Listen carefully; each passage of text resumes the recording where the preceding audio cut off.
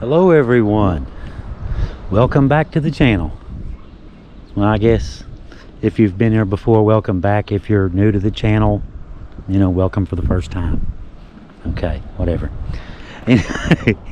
Today I am in a little tiny town called, well, I'm just outside of it, a little itty bitty town called Kermit, West Virginia. Yes, just like the frog, Kermit.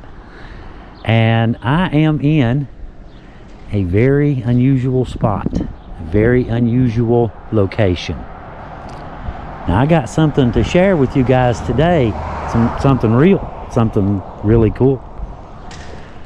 This right here, if you look at it right now, it has Psalm 150, the gospel hangout, and gospel music lessons. They teach you how to play music here. This didn't used to be a gospel music place. This didn't used to be any of that. Matter of fact, this old building here has a very unique history. Now, a lot of you may have seen the movie Roadhouse with Patrick Swayze, right? This was a roadhouse back in the day. Now, the way this operated, the way they operated, you see, after Prohibition in the 1940s, when people could legally sell alcohol again, the towns, like little Kermit and all the little towns all across America, they didn't necessarily want these businesses in town. So they would give them trouble, you know, about putting into town, moving into town, opening businesses in town within the city limits. The concept of roadhouses was born. Now, I don't know if any of y'all are old enough to remember, I would imagine some of you are, a TV show from the 70s called The Waltons. Now, those of you who did see it will remember John Boy, Elizabeth, Jim Bob. I mean, I don't remember any of their names. I can tell you the cast of Gilligan's Island, but ask me who called this morning. Total blank. Anyway, I'm guessing that's probably fairly common too. But where were we? All right, roadhouses. After World War II, like I said, these places, people started to open them up, but they weren't really welcome inside the towns. So roadhouses were invented. They would go outside of town just a little ways and put up a building and start selling alcohol. Big parties, big fights. Those of you who saw the Waltons will remember that John Boy got a job playing at the Teardrop Inn, and he played music at the Teardrop Inn. And his mother, Olivia Walton, I don't remember their names. His mother, Olivia, Mrs. Walton, she wasn't real crazy about her son working in a roadhouse, a house of ill repute. So she wasn't real happy about this.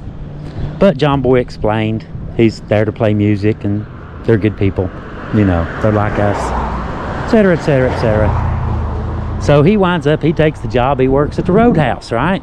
Teardrop Inn. This place right here used to be called the Teardrop Inn.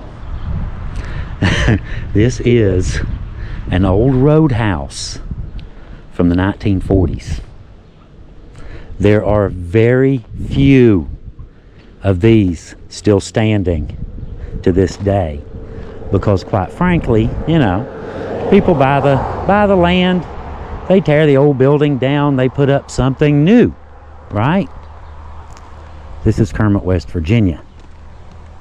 And as you can see, this little kerosene place right here is, you know, and that gas station, that's probably about the most developed. I mean, if you get up into Kermit, you get into town, there's a couple little businesses. That's about it. This right here, guys, was an old school roadhouse. And I know it's a little bit unusual, you know, but like I said, there's only a handful of these still standing all across the country. You could probably count them on your fingers. Here's one. It's a There is one still standing. It looks the part, doesn't it? It actually looks the part. I can remember, oh, I'm going to say back in about 1985, just guessing. I came down here with some friends, and well, no, it'd be later than 85, not much after, but anyway. Came down here with a couple friends, had a few beers, hung out, and I was just amazed that, you know, the building, it was just a really, really old bar. And yeah, I just thought it was really cool to come out here and show you guys an actual, real, old school roadhouse. But it's not a roadhouse anymore, is it? Gospel music lessons. It's like the building has found salvation. Very interesting story though, isn't it? I mean, could you imagine the well, the fun that happened in this building, the fights that happened in this building, the history that happened right here in this building just outside of Kermit, West Virginia. Little restaurant right next door. That's probably about the newest thing around. I don't remember that the last time I was down through here. So that's probably one of the newer things. This puppy has been here for a really long time. When I was a kid, the old sign was completely worn out. The old Teardrop Inn sign was completely worn out when I was little. She's still standing though. She's still here, and she's still serving a purpose. She may have started off as a party girl, but she's found God now, ain't she?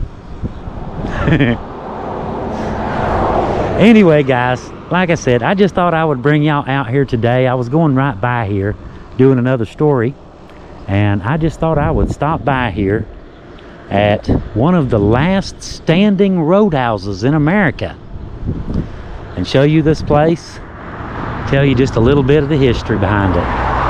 You just imagine the stuff that has gone on in this building since the 40s. Wow. Anyway,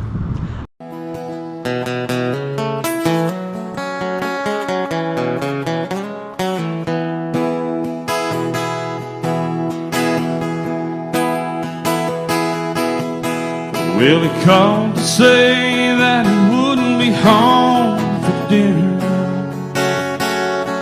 He'd be working late at Wolf Creek Mine again. But she followed him to Kermit, West Virginia, and watched him park his car behind the Teardrop Inn. Guys, I better get on out of here. Like I said, I just wanted to stop for a brief moment and show you guys a really old roadhouse. Of course, it's been modified a little bit, updated a few times over the years. Got air conditioning now. I'm guessing it didn't have that back in the day. But anyway, you guys have a really good day. Thank you for coming along. Hope you enjoyed our little roadhouse and our little trip back to 1940s. Y'all have a good day, and good night, John Boy. See y'all later.